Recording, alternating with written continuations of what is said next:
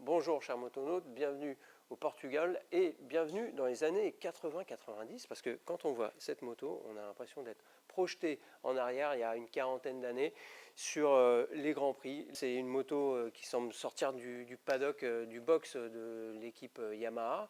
À l'époque, les plus grands, enfin parmi les plus grands, on compte le King Roberts, le King Hago, il y avait aussi Lawson et surtout, en tout cas mon pilote de cœur, c'était Wayne Rainey qui a gagné 3 championnats sur l'YZR 500 au tout début des années 90 avec une livrée similaire.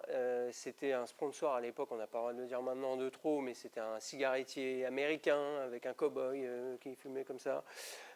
Et donc cette livrée-là, il la refond donc sur cette nouvelle moto XSR 900 GP.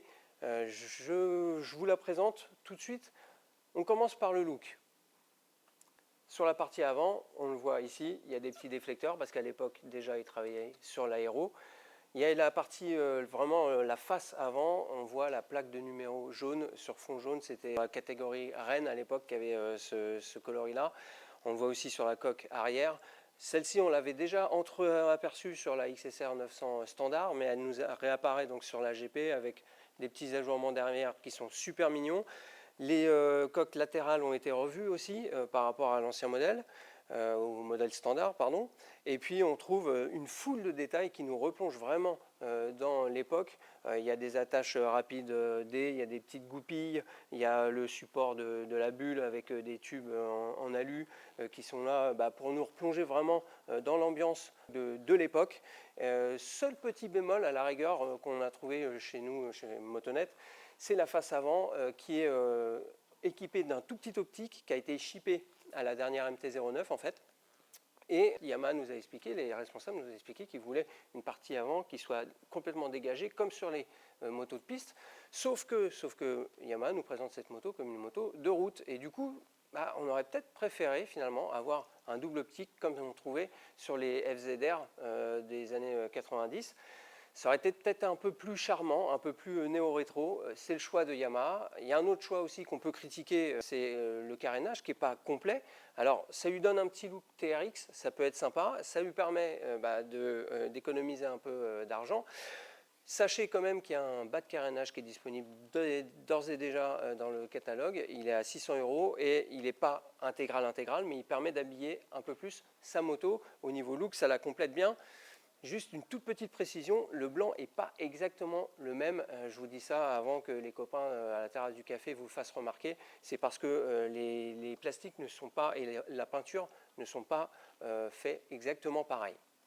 La bulle, elle est très sympa, elle est très large, mais elle n'est pas très haute et du coup elle ne protège pas des masses. On a le ventre qui est franchement pas très protégé. On aurait préféré une bulle peut-être un peu plus haute, mais en termes de look, ça l'aurait peut-être défiguré, donc il faudra faire avec. Troisième point, peut-être un peu discutable aussi, c'est les rétros, puisqu'ils sont en bout de guidon. Ça, c'est pas quelque chose qu'on trouvait à l'époque. On aurait préféré des rétros ronds à l'ancienne, ou peut-être même déportés sur le carénage. En fait, le plus gros handicap, ce sera en circulation en ville, même si cette moto ne s'y destine pas forcément. Ça pourra nous ralentir dans les bouchons. Et puis dans le parking, dans le garage, entre la voiture, les vélos, les poussettes, etc., on perd un petit peu de place. En revanche, ce qu'il faut reconnaître, c'est qu'en termes de visibilité, c'est impeccable. La position, c'est clairement pas la même que sur la XSR 900 standard. Pourquoi? Parce qu'il y a des demi-guidons qui ont été montés. Alors ils sont plus de 11 cm plus bas, ils sont plus de 9 cm avancés. Finalement, on les retrouve presque au même endroit qu'une R7, qui est particulièrement radicale de ce point de vue-là. Les repose-pieds, ils ont été avancés de 2,5 cm, ils ont été reculés aussi de 2,5 cm. Alors pour les plus grands, vous pourrez jouer, il y a un petit réglage, on peut les baisser. Ça modifiera un petit peu les prises d'angle, mais la garde au sol est très bonne. Au niveau de la selle, elle se trouve à 835 mm, c'est 25 mm environ plus haut que la standard. Il faut savoir que quand on mesure un peu moins de 1,70 m, on a du mal à toucher les deux talons de chaque côté. Et puis elle a été avancée de 12 mm, il y a l'habillage qui ne revient pas devant comme sur la standard, et du coup ça aide à se tenir un peu plus en avant. Le problème, c'est qu'on essaie d'être sur l'avant, donc la partie la plus fine, et au bout d'une centaine de kilomètres cet après-midi, on finissait par avoir un peu mal aux fesses. On risque aussi, attention aux nostalgiques qui craquent pour le look mais qui veulent l'utiliser tous les jours, ils risquent de fatiguer au niveau des poignets parce qu'il y a quand même un certain appui dessus et il faut l'essayer, il faut l'acheter en connaissance de cause parce que vous risquez d'être un peu déçu et puis de revenir sur un roadster ensuite si vous désirez avoir une conduite plus confortable. La géométrie a été à peine modifiée par rapport à la XSR 900 qui, pour rappel, avait un bras oscillant un tout petit peu plus long. À l'avant, elle se campe un peu plus haut, 5 mm sur sa fourche, si bien que l'angle de chasse a été légèrement modifié, 25,2 au lieu de 25. La chasse, elle, a été modifiée de 3 mm. C'est pas critique du tout. L'empattement, lui, il passe de 1495 à 1500. Honnêtement, ce qu'on ressent au guidon, c'est que la moto est toujours neutre, toujours très agréable à piloter, plus que les MT-09 de première génération où on se trouvait un peu loin du guidon et où elle avait tendance à chahuter un peu. Là, clairement, en plus sur cette version GP où on est vraiment sur l'avant, on va avoir un meilleur contact, un meilleur ressenti de la route et de son train avant. On ressent mieux aussi, on peut mieux contenir les ruades de la moto parce qu'elle est quand même assez performante. Et puis, naturellement, il y a un ajout de carénage, donc il y a un petit surplus de poids. Elle est 7 kg plus lourde, 200 kg. Ça ne se ressent pas forcément, ce qui se ressent surtout à la conduite, c'est les demi-guidons qui sont assez serrés et assez anglais, si bien que dans le sinueux, il faut se battre un peu plus qu'au guidon d'un roadster, mais ça, c'est naturel, c'est la caractéristique même d'une sportive sur la route. Les suspensions, ils ont été obligés de les modifier puisque la moto est un peu plus lourde, la répartition des poids est un peu plus sur l'avant. Donc à l'avant, ils ont commencé par mettre un ressort un peu plus dur pour contrer donc forcément cet ajout de poids. Et puis ils comptent aussi sur le fait que cette moto va peut-être se déplacer un peu plus vite que la XSR standard. On va freiner aussi plus fort. Si jamais on va sur circuit lors d'une journée piste, il faut pouvoir compter sur un appui meilleur au niveau du train avant. Et à l'arrière, à l'inverse, ils ont pu mettre un ressort un peu plus souple, ce qui apporte du confort. De manière générale, les suspensions se comportent très très bien et réglées, en tout cas sortie d'usine, sortie de caisse comme ça, on les a trouvées très très bien réglées. Elles absorbent les petites secousses en ville, elles absorbent les dos d'âne et puis après, quand on a envie d'attaquer un peu plus, il y a du répondant, il y a de la présence. Et le très bon point aussi de Yamaha, c'est qu'ils ont non seulement changé les ressorts, mais également l'hydraulique à l'intérieur. Et ils ont tenu à ce que les réglages soient plus fins, sur des amplitudes plus importantes, que ce soit au niveau de la compression comme de la détente. À l'avant, ils poussent le vis même à séparer la compression rapide de la lente avec une multitude de réglages possibles. Donc, à ce niveau-là, ceux qui avaient l'habitude de régler leurs sportifs des années 90 aux petits oignons, ils vont pouvoir le faire à nouveau sur cette moto-là, ce que ne permettaient pas les autres générations de XSR. Le cadre, c'est du Delta Box, c'est une invention Yamaha qui date justement des Grands Prix des années 80, avec deux longerons en aluminium. Alors, le petit truc curieux et qui est un peu décevant, c'est que quand on regarde au niveau du guidon, les deux longerons ne sont pas exactement de la même longueur. On a vérifié, toutes les motos sont comme ça. Donc, ce qui est rassurant, c'est que toutes les motos soient comme ça. En revanche, c'est pas nickel et c'est surprenant de la part de Yamaha. En revanche, après, vous voyez, il n'y a aucune soudure apparente. C'est vraiment du très joli travail. On aurait peut-être préféré qu'il le laisse brut, avec un alu que les amateurs de belles motos auraient pu, à la rigueur, poncer, lustrer comme ils le souhaitaient. Là, c'est gris. Alors, ça ressort mieux quand même que sur les XSR qui ont un cadre sombre. Là, ça fait vraiment sportive des années 80. C'est une très bonne chose de la part de Yamaha. Très bonne chose aussi, et là pour le coup c'est du moderne, ce sont les jantes forgées qui sont chaussées de S23 des Bridgestone de toute dernière génération. On a roulé sur du mouillé, on a roulé sur des routes qui avait du grip, donc là ça se passait très bien. Après, mouiller plus de grip incertain, on sentait que l'ABS à l'arrière se déclenchait peut-être un peu vite. Il faudra faire attention forcément dans ces conditions-là. En revanche, après, sur le sec, il n'y a vraiment aucun souci. Le temps de chauffe est surprenant. On avait beau faire des photos, s'arrêter pendant 3, 4, 5, 6 minutes, reprendre la moto, les pneus étaient toujours tièdes, ils réchauffaient très vite et ils tenaient très bien le parquet. Ce que la XSR 900 GP partage avec non seulement la XSR mais aussi la MT, c'est naturellement les freins. Des deux disques de 298 mm mordus par des étriers radio avec 4 pistons. On retrouve la petite touche Yamaha avec les étoiles ici concaves. On a aussi le mètre-cylindre, dans une autre vidéo j'en parlais, le mètre-cylindre Brembo qui permet de se faire mousser un peu auprès des copains qui pouvaient avoir des italiennes ou des anglaises qui généralement étaient un peu mieux pourvues de ce point de vue-là. Cette japonaise aussi, comme la MT, comme la XSR, dispose maintenant d'un matériel vraiment super. Non seulement c'est beau, mais en plus ça marche très bien. En termes de freinage, il y a tout ce qu'il faut. Il y a du mordant, il y a surtout du dosage qui est vraiment très facile à apporter. Les leviers sont réglables, que ce soit à droite comme à gauche. Et puis l'endurance, a priori ça devrait le faire avec les durites tressées. On n'a malheureusement pas pu le vérifier sur le circuit parce que déjà il n'était pas prévu de faire de grosses sessions de circuit aujourd'hui. Et en plus, la pluie est venue nous perturber.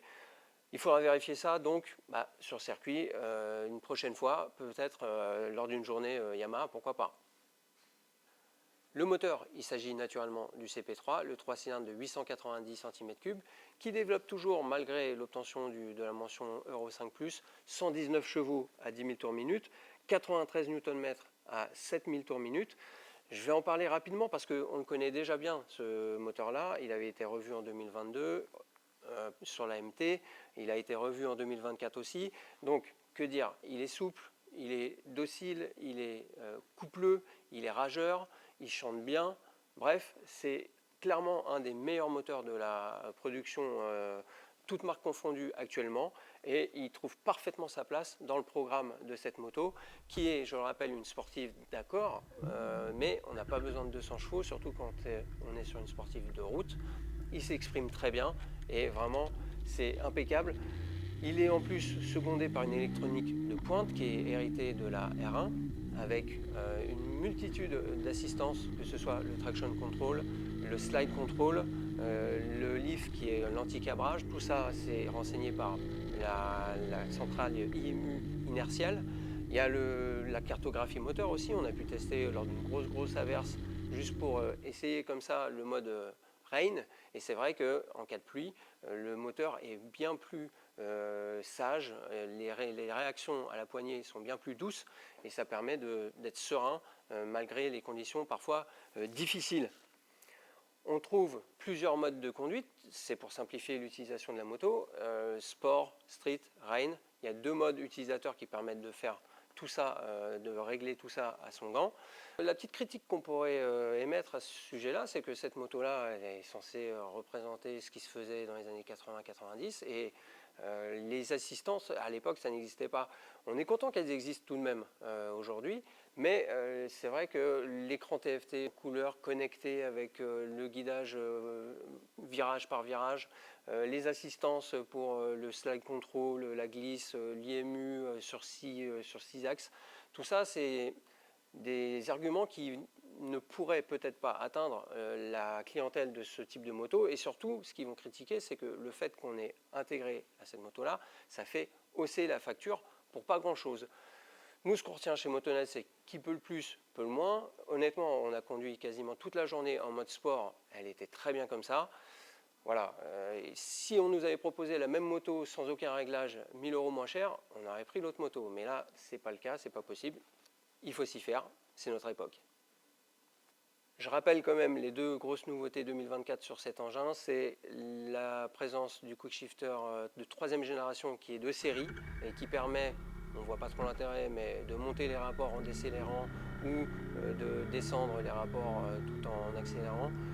C'est des nouvelles fonctionnalités qui peuvent permettre aux personnes de conduire vraiment sereinement parce qu'il n'y aura pas de fausses ou mauvaises réactions de la part de la boîte. Ensuite, on peut aussi très bien passer les vitesses sans débrayer. En revanche, juste avec en coupant les gaz, le dispositif ne vient pas perturber la conduite, même la conduite un peu à l'ancienne, j'ai envie de dire. Autre chose, c'est le BSR, c'est un système qui permet d'éviter les glisses de la roue arrière. On en revient toujours à la même chose.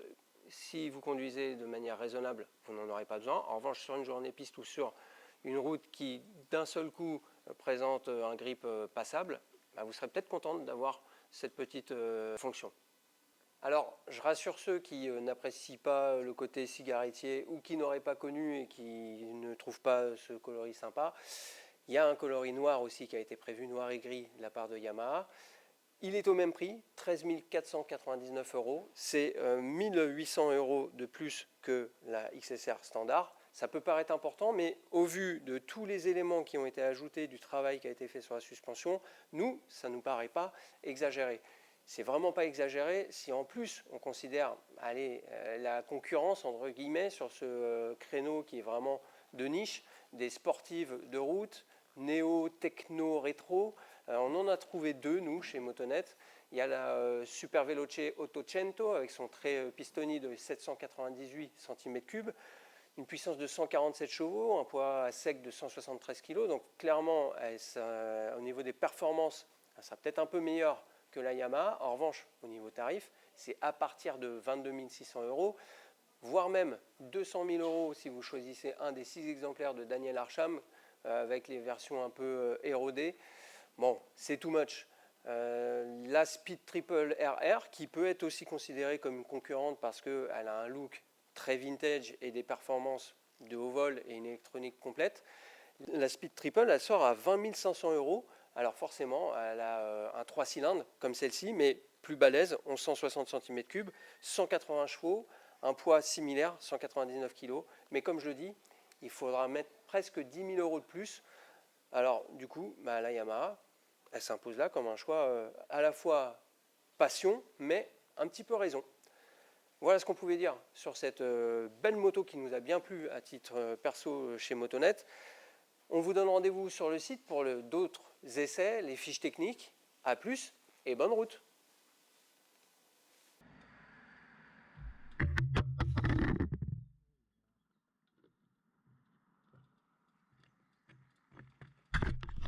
Bravo Mathieu, super!